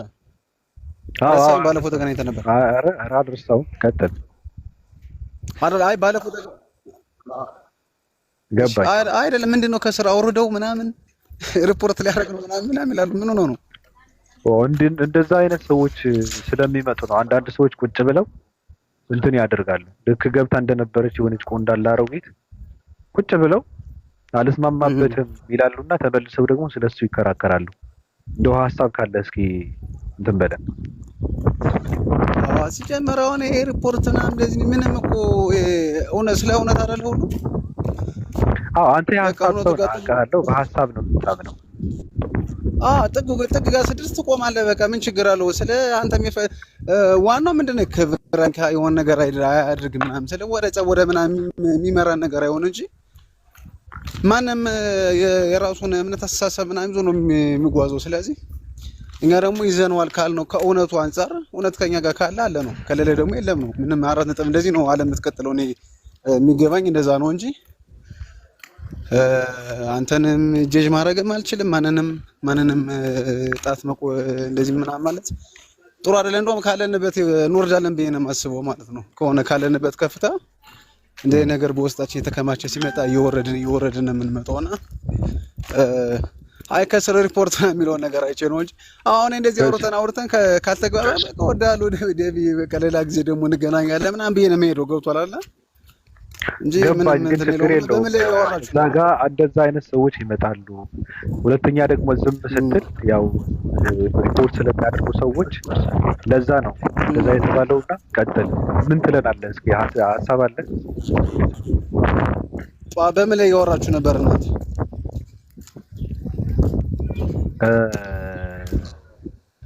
በዚህ ርዕስ ጉዳይ ነው። አንድ ሴት አንደኛ ነገር በሁለት ነገር ነው። ድርሳነ ኡራኤል ላይ ሴት ከሴት ጋር ተሳስመው በምራቅ የተወለደ ልጅ አለ። እዚህ ጋር ደግሞ እናቱ 10 ጊዜ አድርጎ ያስረገዘ ሰው አለ እና የገደለው ልጁና ወንዱ የሆነ ልጅ የገደለ ሰው አለ። ስለሱ ስናወራ ነበር።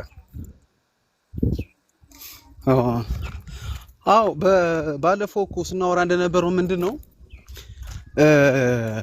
አሁን ኦርቶዶክስ ነኝ አይደለ? ባለፈው ተነጋግረናል። ግን ኦርቶዶክስ ስትመሰረት በአባቶች ስትመሰረት ቤተክርስቲያን ተብላ ስትሰየም ቀጥተኛ የሚል ያን ስያሜ ሲሰጣት መሰረቷ መጽሐፍ ቅዱስና መጽሐፍ ቅዱስ ክርስቶስና የክርስቶስ ደም ብቻ ነው። ይሄ ለማረጋገጥ የቤተክርስቲያኒቱን የጥንት ታሪኮችና የጥንት ቤተክርስቲያንና ገዳማትና አድባራትን ማየት ይቻላል። ሁሉም ገዳማት ስለ ክርስቶስ ናቸው። ውስጥ ላይ ያለው መስቀል ነው።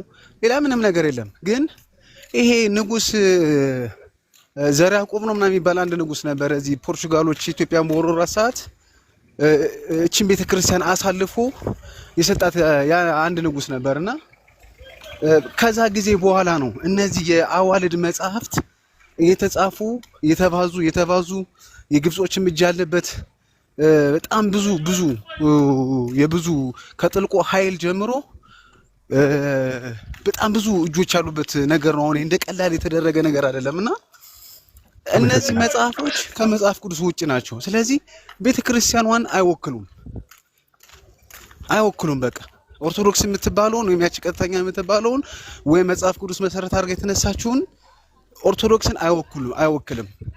ይሄን እውነት ይዘው የመጡ አባቶችና እየተከተሉ የነበሩት አባቶች ከጊዜ ብዛት ዶሚኔት የሆኑ ስለመጡ ነው እንጂ በእነዚህ መጽሐፍ እኮ በዚህ ቤተክርስቲያን እንዳይገቡ እንዳይስፋፉና እንዳይታተሙ እንዳይሰራጩ እኮ ተጋድሎ ያደረጉ እኮ አባቶች አሉ። ስለዚህ ኦርቶዶክስ የምታወራው ስለ ክርስቶስና ስለ ክርስቶስ ነው። በቃ ሌላ ምንም ታሪክ የለውም። ከዛ ውጭ አሁን አንተ ባለፈው ያነበብከው መጽሐፍ፣ አሁን የምትነግረኝ መጽሐፍ፣ በጣም ብዙ መጽሐፎች አሉ። በቃ እግዚአብሔርን ስራ ሰሩ በሚባሉ ሰዎች በእነሱ ላይ ተመርኩዞ የተጻፈ ታሪክ አለና ያን ታሪክ ሁሉ ምንድነው ዳራው? ጠጉ ምንድነው? ከጥልቁ መንፈስ የገባበት አለ እያልክ ነው። አሁን ከ666 ማህበር ሐሳብ የገባበት አለ እያልክ ነው። አዎ እንዴት እንደሆነ ይሄ ነገር እንደገባ አዎ ልክ ነህ። እኔ ወንድ ልጅ ፐሬድ ያያል የሚል አባት እየተናገሩ ነበርና አለ እንደዚህ አይነት ነገር አለ አሉና ልክ ነህ። እሱን ስታየው አሁን ሴት ከሴት ጋር ተሳስመው ሊተወለደ የኢየሱስ ክርስቶስ ከንፈርም ተገልጭጮ ምናምን ፌንት ነቀለ ወንድ ልጅ ምናምን የሚለውን ነገር ልክ ነህ። የ666 ሐሳብ ነው። ልክ ነህ። አሁን ይሄ 666 ሐሳብ ነው። ገብቷል። እናቱን አድርጎ ልጅ አስረገዛት እናቱ ከዛ ገደለው የሚለው የ666 ሐሳብ ነው። ልክ ነህ። ይሄ እኮ አሁን አንተ የምትለኝ እኮ የይሁዳ ታሪክ እኮ ነው። አባቱን ገሎ እናቱን ያገባ እኮ ነው። ሌላ ታሪክ እኮ የለውም። አንድ ሁለተኛ የሆነ ታይም ላይ የሆነ ሳላይተ ከሆነ ክርስትናን በሰይፍ ወይም በጦርነት ለማጥፋት በጣም ብዙ ተጋድሎች ተደርገዋል። የመስቀል ጦርነት ሁሉ ነበረ፣ ክሮሱ ስለሳይኑ ሁሉ ማለት ነው። ከዛ በኋላ ክርስቲያኖች እየበዙ ሲመጡ በጦርነት ወይም በሰይፍ እንደማያጠፋቸው ወይም ይሄን ነገር ማስቀየር እንደማይችሉ ሲያውቁ ምን ሆነ? ኒው ወርልድ ኦርደር ምናምን የሚል እንትን ዘረጉ ማለት ነው። ስለዚህ አሁን ላይ በቤተ ክርስቲያን ላይ ውስጥ ሆኖ በሴክሬት ሶሳይቲ የወንጌል ሰባኪዎች አማካኝነት ነው ይሄ ነገር እየሰራጫሉ ማለት ነው። ስለዚህ እነሱ ይሄን አስበው የተነሱበትን ዘመን አስበው ከዛ በኋላ በዓለም ላይ ስንት አይነት የእምነት፣ የሃይማኖት፣ የባህል፣ የቢሮግራፊ ለውጥ ተደርጓል። ይህ ሁሉ የሚዘወሩ በእነሱ ነው።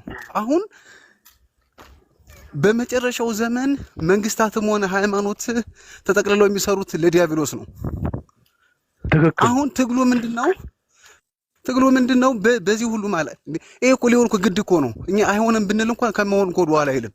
ግን በዚህ ሁሉ ለዲያብሎስ የሚሰግድ መንግስትና ለዲያብሎስ ራሱን የሚያስገዛ ሃይማኖት በመጨረሻው ዘመን ላይ በሚሆንበት በዚህ ዓለም ላይ የክርስቶስና የክርስቶስ የሆኑትን የእግዚአብሔርና የእግዚአብሔር የሆኑትን በጽናት ይዞ የመሻገር የተጋድሎ ህይወት ነው እንጂ አሁን እኛ የምንለው አውረው አይምጣ ብንል ከመምጣቱ ወደ ኋላ አይልም። ይሄ 666 ቁጥር ሁሉም በክንዱ ይቀበራል ከሲብ ምናምን መግዛት መለወጥ የሚለው ነገር እኛ አይሆንም ባንፈልግ እንኳን ከመሆኑ ወደ ኋላ አይልም። ግን በዚህ ሁሉ የጭንቅ ቦታ ላይ ተፈትነን በጽናት የጸና ትውልድ ተጋድሎውን ፈጽሞ ወደ እግዚአብሔር የሚሄድ ትውልድ ለማፍራትና እኛም ከሱ አንዱ ለመሆን ነው እንጂ የሚሆነ ነገር ሁሉ እኮ ከመሆኑ ወደ ኋላ አይልም። ስለዚህ ከመጽሐፍ ቅዱስ የወጣ ነገር በሙሉ አይደለም። ይሄ እኮ በቃ በእግዚአብሔር ቤት ሆኖ ሴጣንን ማስመለክ ነው። ሌላ ምንም ነገር የለም። በሁለት እግሩ ለዛ ለመጣት ለገንዘብ በእውነት አጨብጭቡለት። የነቃ ወጣት እያላችሁ በእውነት ቀጥል። ይሄ ነው። ሌላ ምንም ታሪክ የለውም። አይኑ ለተከፈተ ማስተዋል ለሚችል ሰው መገገም ላልፈለገ ሰው ይሄ ነው። ምክንያቱም እነዚህ ነገሮች ደግሞ በትክክል ከእግዚአብሔር እንዳልመጡ የትውልዱ ህይወት እኮ ራሱ እኮ ይመሰክራል። ያው ለአንድ ምሳሌ ልንገር።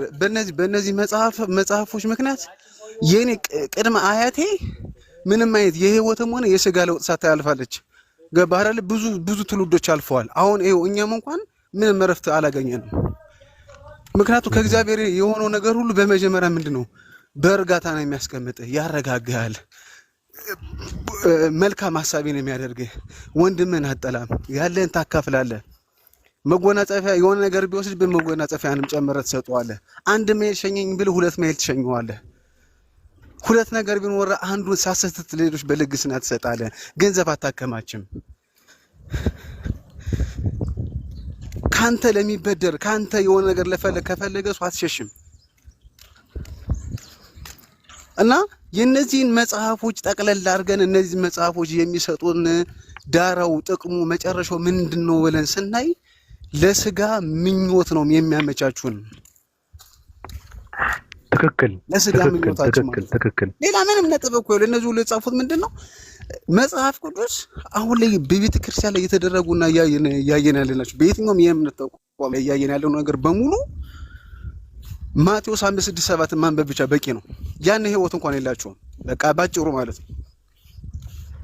ማቴዎስ 5:6-7 ላይ ክርስቶስ አፉን ከፍቶ ያስተማረው ያ ትምህርት የዘላለም ህይወት ይሄን አድርጉ ተብሎ የሆነ ያን ከዛች እንኳን ከማቴዎስ 5:6-7 ከነዛው ከተጠቀሰው ከአንዱ አንዷን እንኳን የሚያደርግ የለም። ምክንያቱም ይላል እኮ ማለትም የእግዚአብሔር ህግና መር ላላመነው ወይም ለሚያመቻም ሰው አስጨናቂ ነው። በጣም አስጨናቂ ነው የእግዚአብሔር እንትን ህግ መር መንገዱ።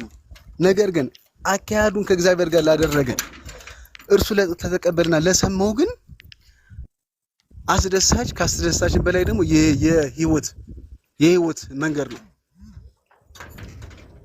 አይዋራለ። ስለዚህ እግዚአብሔር የሚለውን ነገር ቃል በቃል መተርጎም የሚያቀታቸው ወይም ገና ይሄ ከስጋና ከደማቸው ጋር እየተማከሩ ወደ እግዚአብሔር ቤት የመጡ ሰዎች ያንኛውን ነገራቸውን መተው ስለማይችሉ በቀጥታ ምንድነው ወደዚህኛው ይሄኛውን መጽሐፍ ቅዱስን ተገና አድርገው ይላል እኮ እግዚአብሔር። አሁን ማንም የሰይጣናዊ አሰራር ወይም የጥልቁ አሰራር እኔ ሰይጣን ነኝ ብሎ ቢመጣ ማንም እንደማይቀበለው ግልጽ ነው። በትክክል ለዛም እኮ ነው በስሜ ይመጣሉ የተባለው እኮ ለዛ ነው። ሰይጣን ስም የለውም። ሰይጣን ምንም ባግራውንድ የለውም፣ ምንም መሰረት የለውም። የዓለም ሁሉ መሰረት የነገሮች ሁሉ መጀመሪያ የነገሮች ሁሉ መጨረሻ እግዚአብሔር ነው። እግዚአብሔራዊ በሚመስል መንገድ ተጠግቶ ይመጣል እንጂ ዲያብሎስ ወረኛ መምጣትና መቅረብ አይችልም። ስለዚህ 666 ወይ የጥልቁ ማህበር ድብቁ ግሩፕ ዓላማውን በሃይማኖት ውስጥ ገብቶ ዓላማውን እያስፈጸመ ነው እያልክ ነው? አዎ የሚሆነው እኮ እንደዛ ነው። አሁን ለምሳሌ አሜሪካ ነገራውን ወንድ ሴት ምናምን እንትን ነው ግዴታ ነው። በህግም ጸድቋል፣ በሁሉም ነገር ጸድቋል። ስለዚህ የሚያስፈጽም የሃይማኖት አካል ያስፈልገዋል። አሁን በሌላው ዓለም ላይ ስናይ ካቶሊክ ግንባር ቀደሟ ናት። አዎ ለዚህ ነገር አቀንቃኝ የመንፈሱ አራማጅ ከሮማ ካቶሊክ ከሚባለው ከዋናው ምንጫቸው እዛ ጋ ነው። ቀጥሎ ያለ በቃ አሁን የጦርነት የሽብር የበሽታ የምናምን የምትለው ነገር ሁሉ ዓለም ላይ የሚዘውሩ በእነሱ ነው። ትክክል። ሁሉም ነገር ማለት ነው። ቀጥሎ ደግሞ ኦርቶዶክስ ነው በድርሳናትና በገድላት ነው። አዎ አሁን ይሄን እኮ ነው የምነግርህ። ኦርቶዶክስ የመጀመሪያው ያን አይደለም። ምንድነው ጽሁፎቹ አሉ እንትኖቹ አሉ። ሲጀመር እኮ ምዕመኑም እኮ አውቃቸው ምን አንድ ነገር ልንገር እስኪ በጣም የሚገርም ነገር ማለት ነው። እነዚህ መጽሐፍ እኮ ከሚያነባቸው ወይም ቆሞ ከሚደግመው ከዛ አካል ውጪ ሰሚው ወይም ምዕመን የምትለው አካል እኮ ምን እንደሚባል ራሱ እኮ አያውቁም። በብዛት የተጻፈ በግዕዝ ነው። ትክክል አያውቁም። ገባ አይደለ? ሰው ራሱ ሆነ ትውልዱ የተወዛገበው እኮ ማለት ነው። አንተ እውቀት በሌለ ነገር ላይ ቁጭ ስትል ለዛ ነገር እንትን ነው የምትሆነው። ገብቶሃል አይደለ? ማወቅ አለብህ በመጀመሪያ። እግዚአብሔር ራሱ የእውቀት አምላክ ነው። የእውቀት ሁሉ ራስ ክርስቶስ ነው፣ እግዚአብሔር ነው። ስለዚህ እግዚአብሔር ራሱ በቃ በመጽሐፍ ቅዱስ ተጠቀሱ እኮ ለዛ ሕዝቤ ካለማወቁ የተነሳ ጠፋ ያለ እግዚአብሔር እኮ ለዛ። ምክንያቱም እውቀት ስለሚጠቅም ነው። ማወቅ ካልቻልን ትክክለኛውን መንገድ መለየት ስለማንችል ማለት ነው። ስለዚህ ሕዝቡ የሚያነበው የሚከተለው ምናምን የሚለው እኮ የማያውቀውና የማይሰማውን እንትን እኮ ነው፣ የቋንቋ ነው። ተረዳኝ አይደለ? በትክክል 5 ገጽ ዘሎ ያንብበው 20 ገጽ ዘሎ ያንብበው ሙሉውን ያንብበው እንኳን አይደው የለም። ተረዳኝ አይደለ አባባሌ? አሁን የውዳሴ ማርያም ይባላል፣ የሰኞ የማክሰኞ የወሮብ የሐሙስ ምናምን የተባለ አለ አይደለ? አዎ የሰኞን ሙሉውን ያንብበው፣ የሰኞ ላይ የሮቡም ያንብብል። አታውቀውም አንተ ምን እውቀቱ የለም። ምንም ልክ ነው። ልክ እንደዚህ ኑ ንሰግድ ወንግነ ኢላቲ ለመድኃኒትነ ማርያም ድንግል ለዘገብረት ብርሃነተ አበይተ ባህቲታ ይላል። አሁን ትክክል አይደለም። ምን ማለት ነው? እስኪ ታላላቅ ብርሃናትን ለፈጠረች ለመድኃኒታችን ለድንግል ማርያም እንስገድላት ማለት ነው። አሁን ብርሃናትን የፈጠረችው ድንግል ማርያም ነች አይደለችም? ግን ህዝቡ አይገባው ምን እየተባለ ነው? ካለመስማቱ የተነሳ አሜን ይላል። አያውቅማ ስለሚባለው ነገር። ቢያውቅማ ቀና ብሎ ይላል እኮ። እኔ በእውነት ለመጀመሪያ ጊዜ በጣም የነቃ ወጣት ያገኘሁት ዛሬ ነው። በጣም የነቃ ወጣት ለመጀመሪያ ጊዜ ኦርቶዶክስ ሆኖ እውነትን የሚመሰከር እውነትን የተቀበለ የዓለምን እንቅስቃሴ በትክክል ያጠናና ያነበበ ወጣት ያገኘሁት ዛሬ ነው። በእውነት እኔ በጣም ነው የማደንቀህ ግሩም። ቤባዬ ከዚህ ወደ ማን እንሸሻለን? አሁን እኮ ሰው በትክክል እውነቱን ቢያይ እኮ አሁን ከዚህ እውነት ወዴት ይሸሻል? ወዴት እንሄዳለን? ከዚህ የዘላለም እውነትና ህይወት ከሆነ ነገር ውጪ ከገባህ ወዴትም አትሄድም። ወዴት መሸሽ አይቻልም። እና አሁን ይሄን ነገር ይዘህ አይደለም ኦርቶዶክስ ማለት አይደለችም የኦርቶዶክስ የምትባለው ማዕቀፍ ወይም ክርስቲያኖች ተሰብስበው ኦርቶዶክስ ተዋህዶ ብለው የመሰረቷት ቀጥተኛዋ እቺ አይደለችም ብለህ ስትላቸው አንተ ኦርቶዶክስ አይደለም ይሏል። ትክክል። እሺ ሄር ደግሞ ወደ ጴንጤዎች ደግሞ ትሄዳለህ። ሰማይ ላይ ነገር እኮ ሃይማኖት ምን ያክል ስለ ሰው ሃይማኖት ማለት በእግዚአብሔር አንድ ላይ ሃይማኖት ማለት ሲጀምር በአንድ ነገር ያመኑ ሰዎች ተሰብስበው የፈጠሩት ነገር ሃይማኖት ይባላል። ምክንያቱም ሰይጣንን የሚያመልኩ ሰዎች የሰይጣን ሃይማኖት ተብሎ ነው የሚጠራው። ትክክል አይደለ? ስለዚህ ወደ ፕሮቴስታንቶች ደግሞ ሄደ ሐሰተኛ ነቢያት ናችሁ፣ እግዚአብሔር ከሚለው ነገር ውጪ ነው የምታደርጉ፣ በነጻ የተሰጣችሁ በነጻ አትሰጡም ብለህ ደግሞ እንደዚህ ልክ ስትነግራችሁ አንተማ ኦርቶዶክስ ነህ ይሏል። በቃ አሁን እኮ ትውልዱ ራሱ እኮ የሚገባበትና የሚረግጥበት እኮ ጠፍቶታል። እኔ አሁን ማጥም እውነት ልክ ነህ። እዛ ጋር እኔ በአባቴ ስም መጥቻለሁ፣ ሌላ በራሱ ስም ቢመጣ ትቀበሉታላችሁ እንዳለው ኢየሱስ ክርስቶስ እነዚህ ሰዎች በራሳቸው ስም ሲመጡ እነ ጩፋ ነኝ መንጋጋም ነኝ ምናምን የሚሉ አንዳንድ ሰዎች ሲመጡ አሜን እያለ ነው የሚቀበላቸው ሰው ኢትዮጵያ ውስጥ ሄሎ ኢየሱስ እንዴት ነህ ምናምን እያለ እኮ ወደ ኢየሱስ ክርስቶስ ስልክን እየደወልኩ ነው የሚል ሰው መጥቶ እኮ አሁን ጥያቄ ያልተነሳበት ሰው እኮ ኢትዮጵያ ውስጥ እንደምታውቀው። ለማንኛውም እኔ ምንድነው የማደርገው መሰለህ? አሁን እኔ የማነሳው ሀሳብ አለ። ክርስትና የሚስፋፋው ክርስትናን በመስበክ ነው። ትውልዱ መጽሐፍ ቅዱስን ማወቅ አለበት። አሁን እየተነሳ የእንትና ጠላት ነው እንትና አድርጉት እንትና በዚህ ያሸማቅቁት ስለነ እንትና ማውራት። አሁን ክርስቲያን ገብቷል። አይሁድም ሙስሊምም ሌላም ጥላ እያልክ ከሆነ የምታስተምረው ክርስትና እየተስፋፋ አይደለም። እውቀት የሌለው ፎንጋ ትውልድ ነው የምታፈራው አይደለም። እንደዚህ የሚያደርጉት ደግሞ እነፎይ ናቸው። ስለዚህ ትውልዱ መጽሐፍ ቅዱስ እንዲያነብ ይልቀቁት ብለን ስንል ክርስትና እየተሳደቡ ነው ብለው የኛ ስም ያጠፋሉ። ምን ትላለህ? ስለዚህ እኛ ክርስትና መማር አለበት፣ ሰው ወንጌልን ማንበብ አለበት። ምክንያቱ እየተማረ ያለው ጥላቻ ነው፣ የማያስፈልግ ብሽሽቅን ነው እየተማረ ያለው። ውስጡ የሞላው በጥላቻ ብቻ ነው። ከሱ ወጥቶ መጽሐፍ ቅዱስን መማር አለበት ብለን ስንል ክርስትና ይሳደባሉ፣ አስተማሪዎች ይሳደባሉ ይላሉ። እንደው አስተማሪ አይደሉም ያለ ነው። ምን ትላለህ? ብራዘር የእውነት ነው የምነግርህ። እኔ ራሱ ማጥም ማን በጠየቀኝ እያልኩ ነው በቃ ነገሮችን የጠየቀኝ ማለት ነው። አሁን የጠየቃቸውን ጥያቄዎች በሙሉ ማለት ነው። በመጀመሪያ ደረጃ ትውልዱ ምን እንደሆነ ልንገር፣ አንድ ነገር እግዚአብሔር እንደሚናገር ማለት ነው። ራስ በሆኑ መሪዎችና ጅራት በሆኑ መሪዎች የሚመራ ትውልድ ተከታዮች ይለያል። ማለትም ራስ የሆኑ ሰዎችን የሚከተል ወይም የክርስቶስ የሆኑ ሰዎችን የሚከተል ትውልድና ጅራት የሆኑትን ወይም የዲያብሎስን ስራ የሚሰሩ ሰዎችን የሚከተል ትውልድ ያስታውቃል። እሱም ምልክቱ ምን እንደሚል ታውቃለህ አይደል? ለመጽሐፍ ቅዱስ ከመንገድ ወጥቶ ይቀበዘበዛል ይላል። ምልክቱ ነው። ከእግዚአብሔር ያልሆነን ነገር ሁሉ የሚከተል ሰው አንድ ምልክት አለው፣ ተቀበዝባዥ ነው፣ እረፍት የለውም በህይወቱና ትውልዱን አሁን አይተው ከሆነ በኦርቶዶክስም ያለው በፕሮቴስታንት በየትኛውም አቅጣጫ ያለው እየተቀበዘበዘ ነው ያለ። አዩ አይደለ? ይሄ ምንድነው? በትክክለኛው መንገድ እየተመራ ስላልሆነ ነው። አንድ ሁለተኛ፣ ለምንድን ነው በትክክለኛው መንገድ ያልተመራው ስትል ለዘመናት በመቶ ለሚቆጠሩ አመታት በሺዎች ለሚቆጠሩ አመታት ትውልድ ሲያልፍ ትውልድ ሲመጣ ትውልድ ሲተካ መሪ ሲሄድ መሪ ሲያልፍ መሪ ሲመጣ ትውልዱ መጽሐፍ ቅዱስን ከማንበብ ተከልክሏል። የእነዚህ ሰዎች የመጨረሻ ታርጌታቸው ምንድነው?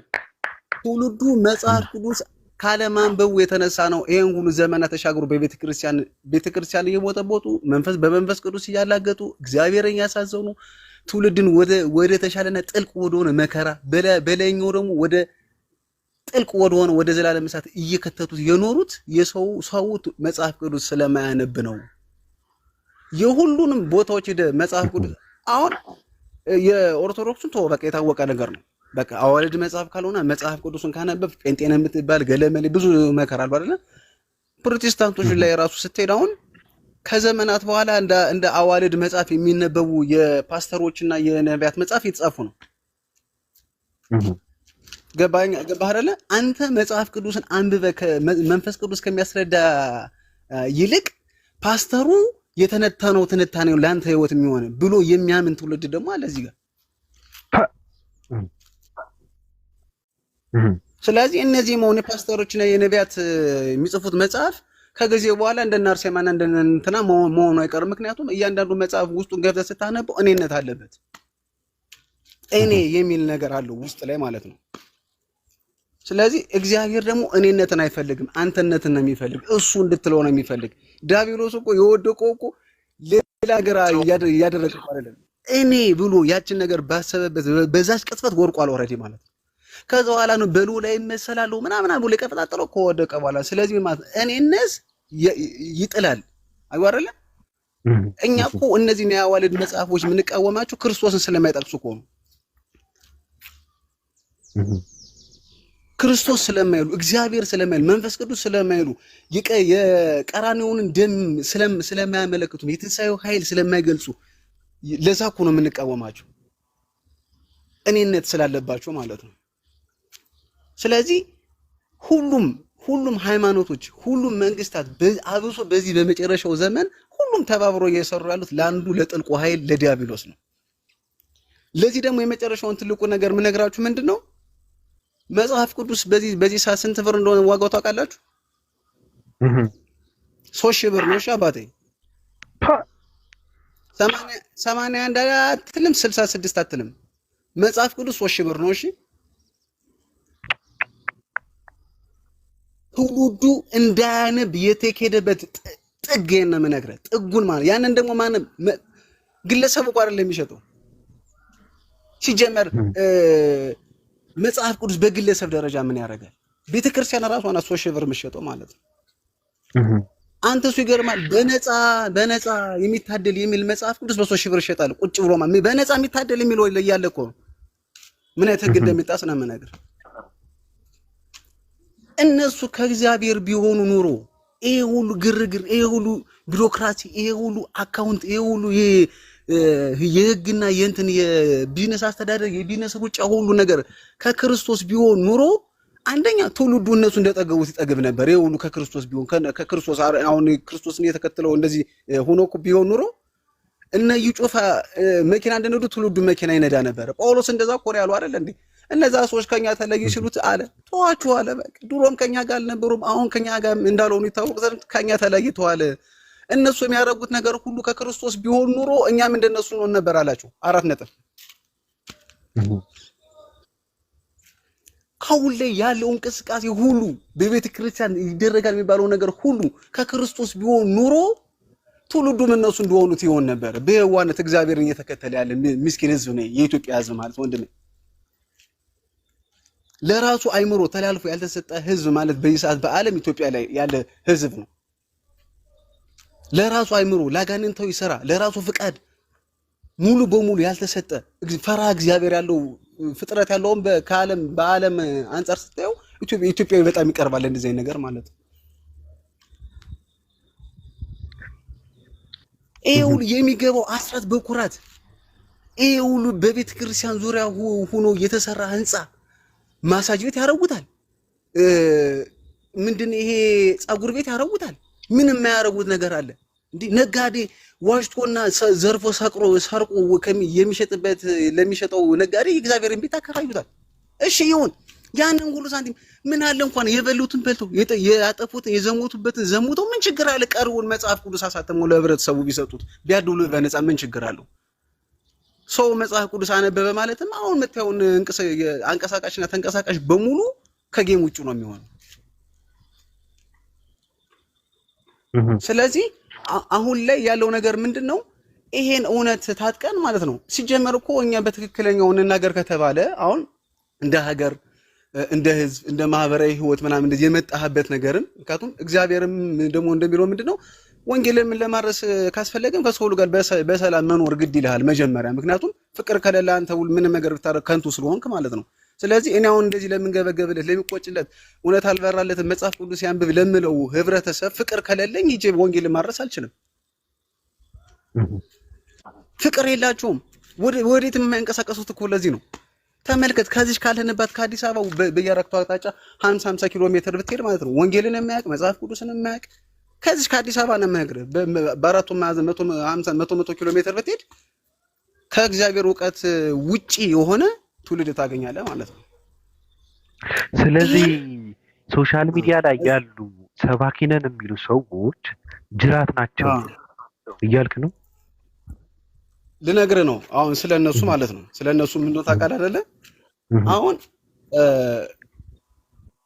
በቀናትም በትክክለኛውም ነገር በመወቅም ሆነ ባለመወቅ ክርስቶስ ይሰበካል። እኔ አምናለሁ አንድ ነገር ማለት ነው። ነገር ግን እንደ ቤተክርስቲያን እንደ ክርስቶስ ግን ስትነሳ ማለት ነው ህይወት የሚባል ነገር አለ። አሁን ወንጌል የሚብራራ ክርክር ምናምን አይደለም። አሁን ጠቅላላ በቲክቶክ ላይ ያሉት ፕላትፎርሞች በሙሉ አይታቸው ከሆነ አሰልቺ ኢነርጂን የሚያስጨርስ ይሄ መንፈስ የሌለው ድርቅ ያለ ክርክር ገባ አይደለ? እንደው አንተን ወደ ጌታ ከማምጣት ይልቅ ጭራሽ ከእግዚአብሔር እንድትርቅ የሚያደርጉ ማለት ነው። ለምንድን ነው ይሄ? ስለ ወንጌል ሳይሆን ስለ አንተ ሳይሆን ስለ ሌሎችን ሲያወሩ ነው የምታገኛቸው። እንትና እንደዚህ ያደረገ እንትና እንደዚህ ያደረገ ምን አገባው? ወንጌልን ስበክ ነው አይደል? ልነግርህ እኮ ነው። ሲጀመር ይኸውልህ የኛ ቀናት ስድብ ምናምን ንዴት ምናምን የእግዚአብሔርን ጽድቅ አይገነባም። የሰው ልጅ ማወቅ ያለበት ነገር ይሄ ነው። እኛም ለኛ የሚሻለ ምንድነው? እውነት ከሆነ ከዘላለም ህይወት ጋር ከሱ ጋር ተባብረን ህይወቱን መኖር ነው እንጂ የኔ ንዴት፣ ብስጭት፣ አንተ እንደዚህ የእግዚአብሔር ጽድቅ አይገነባም ወንድሜ። ምንም መጀመሪያ ማወቅ ያለባችሁ ያንን ነው። ሁለተኛ መሰለ መንፈስ የሚባል ነገር አለ። የእግዚአብሔር መንፈስ አይደለ? ለምን ይመስላል ሁሉም ይከራከራሉ እንጂ ውጤት እንኳን የለም። ያው የዛሬ 1 ዓመት የሚከራከሩ ሰዎች አሁንም እየተከራከሩ ነው። ስዕል አድኖ ይሉሃል፣ ምልጃ ይሉሃል፣ ገለመሌ ይሉሃል፣ ሰማዕታት አዩ አይደለ? ይሄ ሁሉ በሚወራበት ሰዓት ሂድ፣ በየማጥመቂያ ቤቱ ሂድ፣ ቁጭ ብሎ ስለ አጋንንት ነው አዳልሞቴ እንትና ምናምን ዘግንትን እያለ ሲለፈድፍ ነው የሚውል። ገብቶሃል አይደለ? ስለዛ በዛ ሰዓት ስለ ክርስቶስ ኢየሱስ ያድናል ቢል እኮ ሁሉም ነገር ብራይት፣ ጨለማ ይገፈፋል። ተረጋጋ ልፈልኩ ነገር 24 ሰዓት 365 ቀን እንዲህ ቁጭ አድርገህ በማይክ አንተ ማነህ ምንድነህ የት ነው የምትሰራ ምናምን እንደዚህ የምትቀጥረው እኮ የሚቀጥሩት እኮ ነው የሚመስል ወይም ሌላ የሥራ ፊልድና የሚሰጡት ነው የሚመስለኝ እኔ ሳስበው ማለት ነው። ትክክል። አዎ ከአጋንንት ጋር ሲያወሩ ስንት ናችሁ? 3 ሚሊዮን ይላሉ አጋንንት። ክርስቶስ ይሄን አደረገ አላደረገም? አባቶቻችን ይሄን አደረጉ አላደረጉም? በቃ አላደረጉም። እነው ፈይ ምንድን ነው ያልከው? በኮመንት እንትን አልኩ። እነው ፈይ ምንድን ነው ያልከው? እየተቀበዘበዙ ነው። አዎ ይኸውልህ በነ ፈይ መሰለህ ይኸውልህ የሰው ልጅ ማለት ነው ምን መሰለህ ቃል ብቻ ማወቅ ትርጉም የለውም።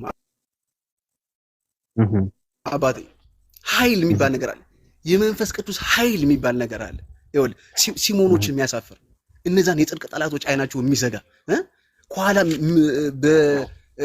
እየተከተልሽ የምታማሩተውን ጠንቋይ ከሷ ላይ ያለውን አጋንንት መጥቶ ሙሉ የከተማዋን የዳቢሎሳዊ ገንዘብ ራን እንዲቆም ማድረግ የሚያስችል ያ የመንፈስ ቅዱስ ኃይል ነው አባቴ።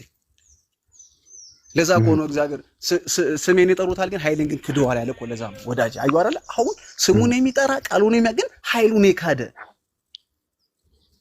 ወዳጅ። ሌላውን ነገር ተው ልንገር አባቴ፣ ወንድሙን የሚጠላ ነፍሰ ገዳይ ነው አባ። ወንድሙን የሚጠላ እኮ ነው የሚለው፣ ጥላቻ እኮ ነው ሌላ ነገር። ወንድሙን ደንቆሮ ብሎ የሚሳደብ የገሃነመ እሳት ይገባዋል እኮ ነው የሚለው አይደል እንዴ? ትክክል። ይሄ ሁሉ ስድድብ ከማን ነው? ይሄ ሁሉ ብሽሽቅ ከማን ነው? ይሄ ሁሉ በኢኮኖሚ አንዱ ጥሎ ለማልፍ አንዱ አንዱን አሳጥቶ አንዱ አንዱን እንትን ብሎ አንዱ ምንድን ነው ይሄ? ለእግዚአብሔር ምኑ ነው ይሄ? እግዚአብሔርስ ደስ የሚለው ጸጋና ኃይልን ተሞልተ ወጣ ለጠላቶች እናንተ የሰቀላችሁት እያልክ ስትሰብክ ማለት ነው። አባቶቻችሁ የሰቀላችሁት ዓለም የሰቀለችው እያልክ ስትሰብክ ያን ጥበብ መቋቋም ያቃተው ዲያብሎስ የሐሰት ምስክር አስመስክሮ አንተን በድንጋይ ሲወግር የሚያረጉትን አያውቁምና ይቅር በላቸው ስትል እግዚአብሔር በዛ ሰዓት ይደሰታል አባቴ። ቲክቶክ ላይ ቁጭ ብለህ አይደሰትም። ሲጀመር ሂዱ ወደ ዓለም ሁሉ ሂዱ ያለ አምላክ እንጂ ቲክቶክ ላይ ቁጭ ብለህ ፕላትፎርም ተከታተልና በዚህ ጭው ያለ አምላክ የለንም እኛ። አዎ በነገራችን ላይ አንዳንዴ ምንድነው አዎ ሌሎች ስላሉ እንትን ማድረግ ስላለብን ነው። ግሩሜ በጣም ነው የማመሰግነው። ሰዎች የራሳቸው የሆነ አመለካከት አላቸው በእምነት ዙሪያ። እኔ የራሴ አመለካከት አለኝ። ጲላጦስ ልክ እንደዛው፣ ማሂር ልክ እንደዛው፣ ጀነራል ታዝጀማል፣ ሩሃይና ሁላችንም አመለካከት አለን። ግሩምም የራሱ የሆነ አመለካከት አለ። ደስ የሚለው ነገሩ ምንድነው ኢትዮጵያኖች የተረዳህበትን መንገድ እኔ በእውነት በጣም ነው ያረጋኝ። እንደው እኔ በቃ እኔ የተናገርኩት ነው የመሰለኝ። በጣም ተመስጬ ነው ያዳመጥኩ። በዛ ላይ ደግሞ ኦርቶዶክስ ቤተክርስቲያን በድርሳናትን በኩል የምታደርገው ነገር ኢሉሚናትነትን ነው ያልከው። ከኛ በፊት የሆኑ አባት ተናግረው ነበረ። አንዳንዴ እንደዛ ያደርጋታል ብለው ነበረ። ምክንያቱም ምንድነው ሴት ልጅ በወር አበባ ጊዜዋ የተፍተውባት ከዛ አንድ ሰው መጣና ምንድነው ሀፍረተ ገላዋን ሳማት፣ ሀፍረተ ስጋዋን ሳማት። ከዛ የድንግል ማርያም ስዕል ተሰቅለው ነበርና አፈ ወርቅ አለችው ይላል። እዚህ ጋር ያለው አንድ ሰው እናቱ ጋር 10 ጊዜ ተገናኝቶ ያስረገዘውን ወንድሙና ልጁ በእናቱ ሆድ ውስጥ ሳለ ገደለው የሚል ይሄ እርኩስ መንፈስነት ነው። በትክክል ነው። ይሄ ድራገን እንትን አምጥተው ሰይጣን ነው ምናምን እያሉ የሚያሳዩት ነገር ይሄ እነሱ ነው፣ የእርኩስ መንፈስ ነው። ገብቷል? የ666 አንተ እንደዚህ ብለህ ስትል አንተ 666 ነህ እያሉ አንተን ይውቅሳሉ። አንተ የተረዳህበት አንተ ያመጣኸው ነገር ግን እኔ በጣም ነው የተመሰጥኩበት። በእውነት ሁሌ የመጣ ሐሳብህን ስጥ። ምክንያቱ አስፈላጊ ነው። ትውልዱ መንቃት አለበት። ትውልዱ ከእንደዚህ አይነት የቆሸሸ የገማ ስራ መውጣት አለበት። ትውልዱ ከርኩስ መንፈስ መላቀቅ አለበት። ትውልዱ ፈጣሪነትን በትክክል መረዳት አለበት። ታላቂነቱን መረዳት አለበት። ስራውን ፈጣሪነቱን በትክክል ማወቅ አለበት ብዬ ስለማመን ብዙ ሰው ይነቃል ባንተ እና መጥተህ ሐሳብህን ስጥ። ግሩሜ በጣም አመሰግናለሁ። ያው ሰዓት እየሄደ ስለሆነ ነው። ሌሎቹ ደግሞ እዚህ ጋር ያሉ ይተንፈሱና እንወጣለን። እሺ እሺ ወንድሜ ነው ወዳችኋለሁ አባቴ። አመሰግናለሁ። በጣም ነው የማመሰግነው ከልብ በእውነት በጣም ነው የማመሰግነው። ከመውጣቱ በፊት ባቢ ለጎረም ይቅርታ በጣም ማሄር ቶ ደክሞታል ነው። ኧረ ተው ይጠይቅ ወጣ ያለ ጥያቄ ነው ገባኝ። አዎ በኮመንት እየጠየቀ ነበርና ወጣ ያለ ነው። ጥያቄ አይደለም ባቢ ጥያቄ አይደለም። እሺ ግሩም ትልቁ እምነት አሁን አንተ ያዝከው ኦፕን ማይንድ መሆን ፖዚቲቭ ነገሩ በጣም ትልቅ ነውና በዚህ ፖዚቲቭ ሜንታሊቲ እስልምናን ብታቅ ስለ እስልምና ብትጠይቅ ባይጠቅምህም እንኳን ሙስሊም እንኳን ባትሆን ጥሩ ፖዚቲቭ የሆነ ፉትፕሪንት ጭንቅላት ላይ ስለሚኖርህ ስለ እስልምና ማወቅ የምትፈልገው ነገር ካለ ጠይቀን። እስልምና ላይ ግር የሚልህ ነገር ካለ ለማወቅ እንኳን ለአንተ ጥሩ ስለሆነ ማለት ነው። ያንን ለማለት ፈልጌ ነው ባቢ እንጂ አልጠይቀውም። አይ ገብቶኛል። ግን እኔ ግሩሜ በጣም ሀሳቡ ስለሚመቸኝ ስለተመቸኝ በቃ እሱ የግሉ እምነቱ ነው፣ አመለካከቱ ነው ባለበት እንደዚህ አይነት አመለካከት እኔ በእውነት በቃ ትልቅ ሰው ነው ያገኙት። እኔ አውቀዋለሁ በነገራችን ላይ ግን የዛሬ ንግግሩና ገለጻው ደግሞ በጣም እንትን ያደረገኝ ማለት ነውና በጣም በቃ ሀሳቡ ብቻ በቂ ነው። ትውልድን ለመቀየር እንደዚህ አይነት አመለካከት ያለው ሰው አስፈላጊ ነው ብዬ ነው ባለበት በቃ እሱ የሚያምነውን እምነት አለው እንትን አለው። አንተ ልክ ነህ፣ ያው ማሂር ልክ ነህ። እንትን እያደረግህ ነው፣ እየተጣራህ ነው። ግን ለእኔ ነው እንደዛ ያልኩት። እኔ ደግሞ በቃ እንትን ብሎ በእውነት ሀሳቡ በጣም እኔ